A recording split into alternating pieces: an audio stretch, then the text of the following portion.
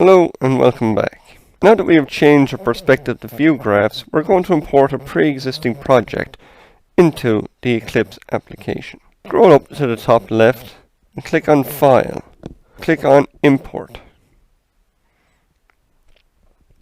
From here, we'll again open General and go to Existing Projects into Workspace and click Next.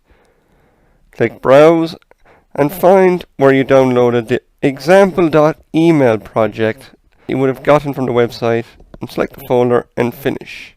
We'll now import the project into the Eclipse application. From here, we'll scroll down to the decision service model and you'll be able to see the predicates, classification rules and the classification service. Here you'll see the predicates that are available that have been created for you. Next, we will show decision diagrams.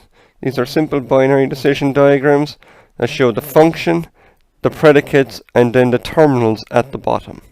Finally, we will go to the classification service. This is a composition of the decision diagrams, creating one final decision diagram. And essentially, this is your classifier. It will be used within your Java program. This is the basics of what we have, and these features, again, are available from the Boolean logic project that was imported into Cinco earlier. Thank you.